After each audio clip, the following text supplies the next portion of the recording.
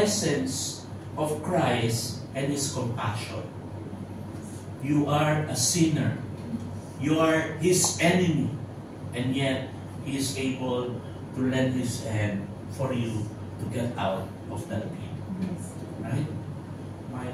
My hair is standing up. Ewan ko baka nakatirik na yung buko. It's what I felt when I said that. You know, that is the spirit we need operating within us, mga kapatid. That kind of thinking.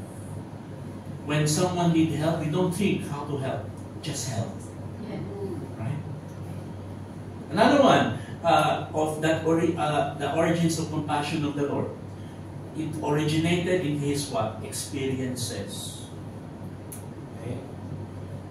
Matthew chapter 8 verse 20, it says there, Jesus said to him, foxes have holes, and birds of the air have nests, but the Son of Man has nowhere to lay His head. You see, one reason Jesus was able to express such sympathy for others was His own experience in life. Na-experience ng Panginoon lahat. Sakit. Mag-isa. Right? Jesus did not come into this world to live a perfect life. The life that He lived was actually difficult at best. You know, He grew up, lived, and died in a wretched poverty. Pwede naman bumama ang Panginoon, no? As Pharaoh, son of Pharaoh. But you know, He didn't do that. That is not the kind of God that we have. Right? Sabi nga doon sa John 19, chapter 23, verse 24. No? This is the time na yung mga sundalo, di ba? Pinagkukuha yung gamit niya at pinagsugalan. At gusto nilang punitin, pero hindi nila pinunit. You know, when He died, His worldly effects, ibig sabihin kung ano yung nasa katawan ng Panginoon, it only consisted of just garment on His back. Bakit masyado tayong inisip natin kung ano yung damit natin, ano yung hikaw, ano yung kwintas, ano yung singsing, ano yung dapat nating bilhin, right? What kind of mobile phone, whether it's iPhone 15, right? Wow. Pero in reality, when the Lord calls you, are you going to bring it there? Sabi nga nung what I heard a motivational speaker. One day, you come in this world, you are blessed to have a rich family, okay? And then they die, they give it to you. Then you have all the riches of all. And then one day you get married. Because you're the only person, or the only child, you have to get married. The problem is, because you love the things that you have, you just keep it to yourself. And then one day, when you finally wanted to have children, the Lord didn't give you children. And then you die. Saan napunta ngayon yung ari-arian mo? Yung sa asawa mo? Nawala. Right? The father was so greedy that he wanted to keep all the things in his family. But at the end of the day, the daughter that he had was married. Nung namatay, nandun sa ibang tao napunta yung lahat. Right? See what I mean? Yes. You know, even it says in, ang Panginoon alam din niya ang loneliness. Sabi nga sa Matthew chapter 14 verse 23, when He had sent the multitude away, He went up to the mountain by Himself and prayed. Tapos yung gabi, He was also alone there. So alam mo Panginoon how to be alone. Right?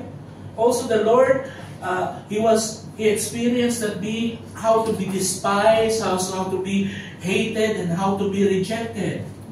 You don't believe me? John chapter 1 verse 11 says, He came to His own, and His own did not receive Him. I think I have shared that a long time ago with you, right? Isipin mo na lang kung ikaw na nagtrabaho ka rito sa Hong Kong, 20 years to, or 10, o kahit na sabihin natin, naka 2 years ka na rito sa Hong Kong, kumita, nakapagpundar ka.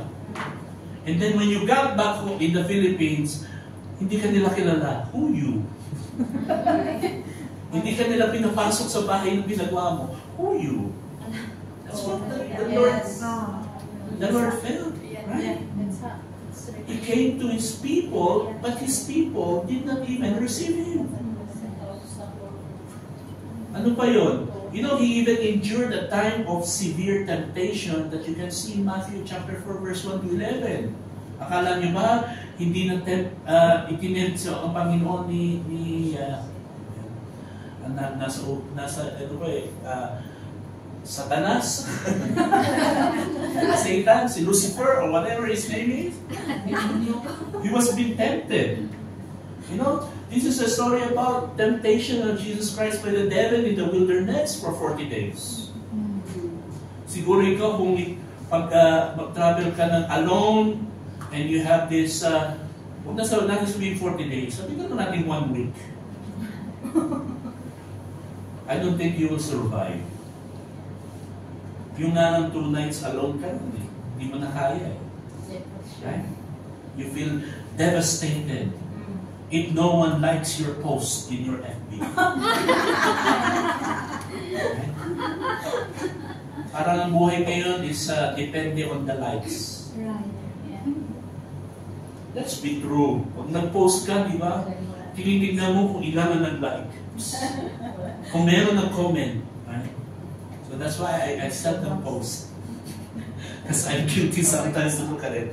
Oh, did someone see it? No. We're all guilty of it, right? But you know, Jesus also knew the feeling of pain. Should I explain how pain that He experienced to all of you? I think we all know what happened to Him. He knew what it felt like to hurt deeply as a result. You know, He is able to enter into our hurts with us because of that experience. Which means, mga kapatid, He is able to feel your pain. Sabi sa Hebrews chapter 4, verse 15, "For we do not have a high priest who cannot sympathize with our weaknesses, but was in all points tempted as we are, yet without sin." Now you see, that's the origin of compassion of the Lord. Now let's talk about the objects of His compassion.